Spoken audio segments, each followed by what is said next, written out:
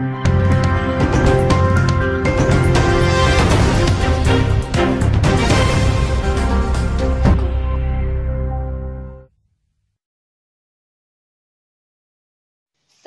कीजिए B news channel को और सबसे पहले ताजा खबर जानने के लिए इस बेल आइकन को भी दबाएं। भारत माता की, भारत माता की, भारत माता की, भारत माता की।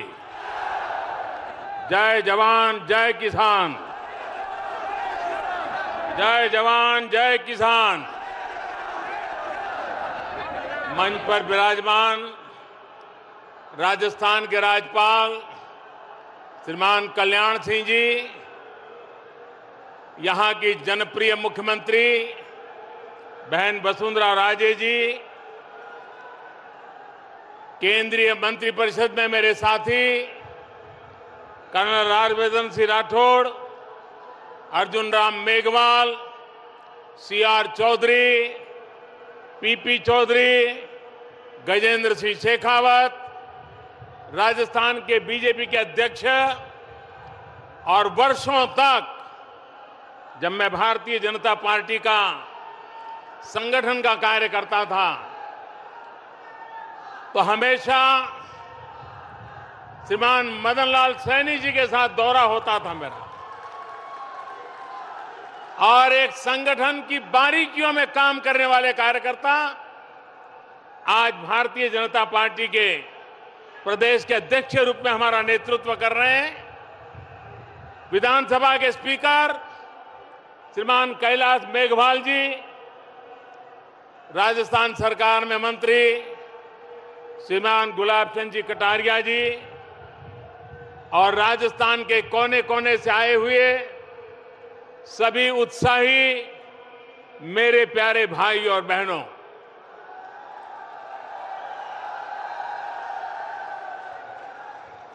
राजस्थान अपनी परंपरा के अनुरूप, अपनी संस्कृति के अनुरूप किस प्रकार स्वागत सम्मान करता है, कैसे सत्कार और अपनापन देता है, इसकी साफ साफ झलक मैं आज अनुभव कर रहा हूं।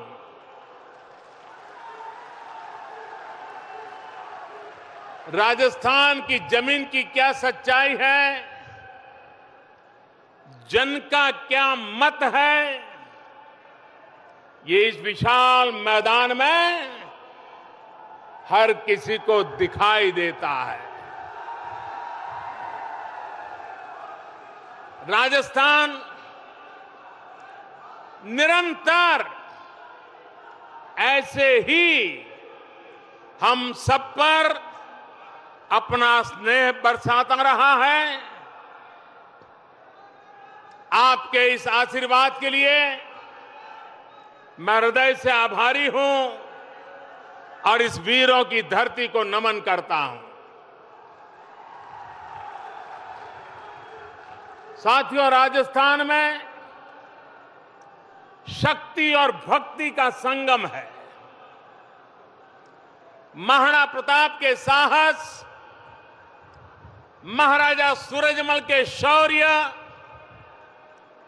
भामाशाह के समर्पण, पन्ना धाय के त्याग, मीराबाई की भक्ति, हाड़ी रानी के बलिदान, अमृता देवी के आत्मोत्सर्ग की गाथाएं यहां के जन जीवन का हिस्सा है।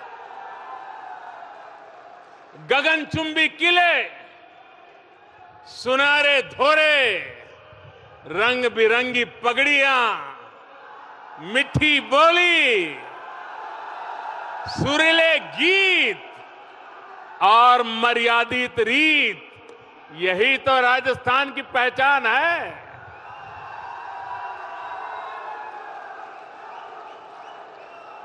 प्रकृति की चुनौतीपूर्ण परिस्थितियों से लोहा लेते हुए अन्न उत्पादन हो या फिर राष्ट्र रक्षा की चुनौती, राजस्थान सदियों से इस देश को प्रेरणा देता रहा है।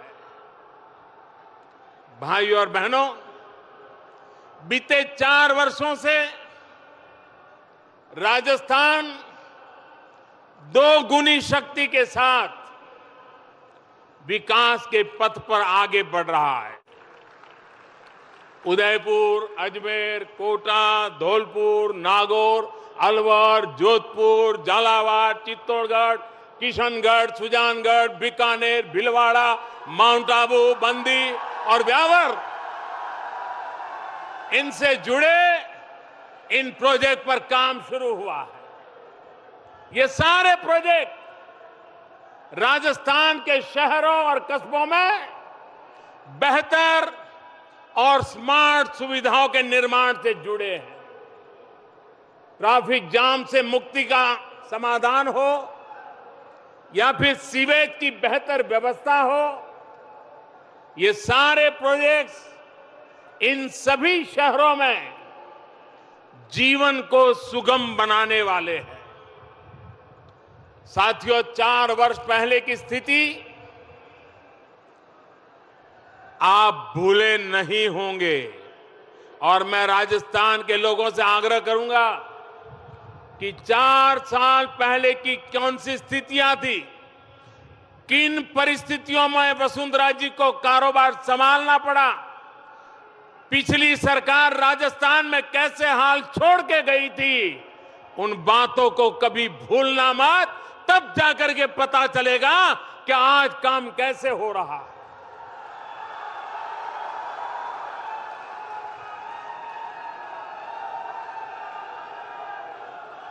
किस प्रकार राजस्थान में सिर्फ नेताओं के नाम पर पत्थर जड़ने की होड़ मची हुई थी।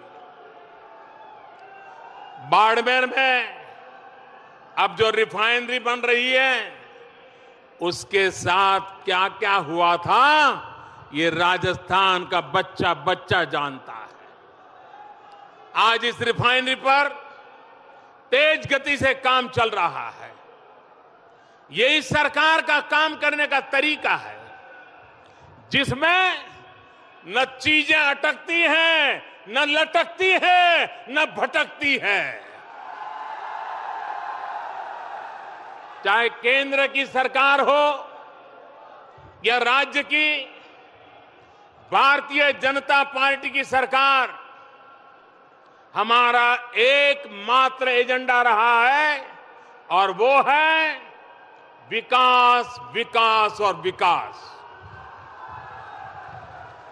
देश के प्रत्येक व्यक्ति के जीवन को अधिक से अधिक सरल, स्वस्थ, सुरक्षित और सुगम बनाने का काम एक के बाद योजनाओं के द्वारा हम करते चले जा रहे हैं।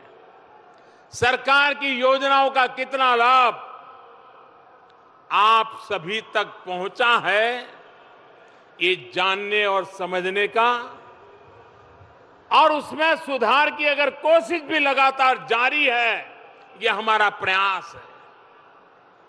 कुछ समय पहले आप में से ही कुछ लाभार्थियों ने अपने जीवन में आए बदलावों के बारे में बताया है।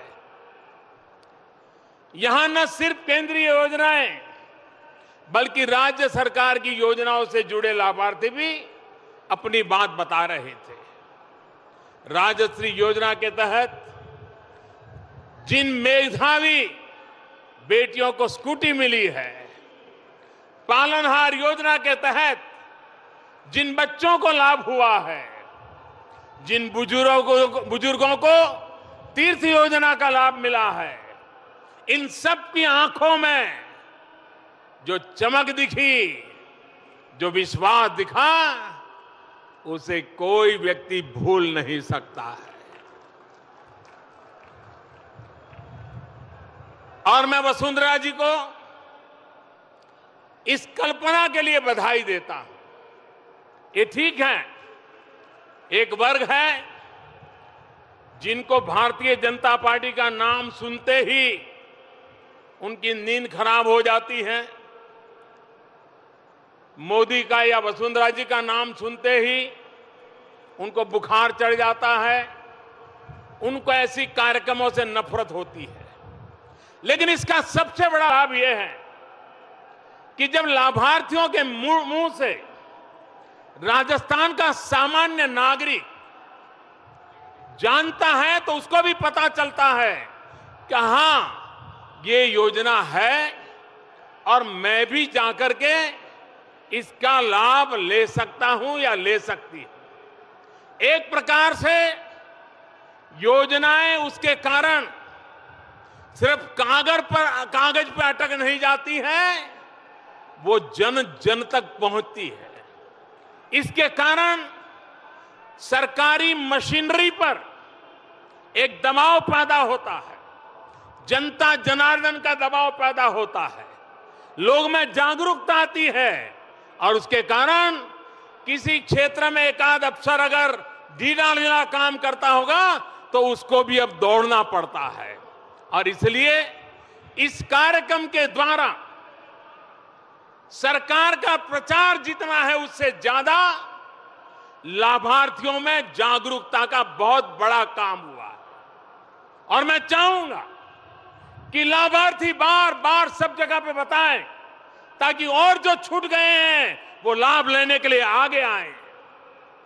साथियों, बीते 4 वर्षों में जो भी कार्यक्रम बने हैं उनके केंद्र में हमारा गरीब, शोषित, पीड़ित, वंचित, दलित, आदिवासी, हमारा किसान, हमारी माताएं बहनें देश के केंद्र बिंदु में है।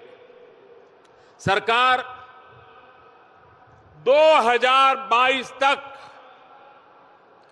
जब आजादी के 75 साल होंगे, किसान की आय 2 गुना करने के लक्ष्य के साथ काम कर रही है।